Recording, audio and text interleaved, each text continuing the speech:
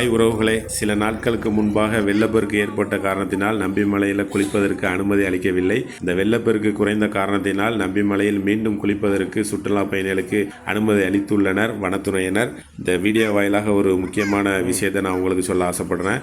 இதுக்கு முன்னாடி நம்ம கையில் உள்ள காசை கட்டி நம்பிமலையில் உள்ள குளிக்க போயிருப்போம். ஆனால் இப்போ அப்படி இல்லை. ஆன்லைன் பேமெண்ட்டில் நம்ம 30 ரூபா செலுத்திய பிறகு நம்பிமலையில் நம்ம உள்ளே அனுமதிக்கப்படுவோம். அதனால் நம்ம ஜிபேயில் 30 ரூபா செலுத்திய பிறகு மட்டுமே குளிக்க அனுமதி. அதனால் கண்டிப்பாக நீங்கள் ஆன்லைனில் பேமெண்ட் பண்ண வேண்டியிருக்கும். அது மட்டும் இல்லை, சுற்றுச்சூழலை பாதுகாப்பதற்காக சியாக்காய், சோப்பு, எண்ணெய் மற்றும் பிளாஸ்டிக் பொருட்களை தடை செய்யப்பட்டிருக்கு. இதெல்லாம் நம்ம கொண்டு போகணுன்னு அவசியமே இல்லை.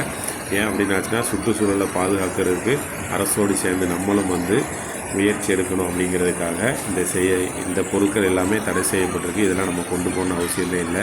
இயற்கையான மூலிகை தண்ணியில் நம்ம ஃப்ரெஷ்ஷாகி குளிச்சுட்டு வருவோம். தண்ணி எப்படி போகுது பாருங்கள். அந்த தண்ணியில் அழகாக உட்காந்து குளிக்கிறதுக்கு நீங்கள் நம்பிமலைக்கு சூப்பராக குளிக்கலாம். தலைக்கு ஊத்து தலைக்கு நல்ல ஊத்து.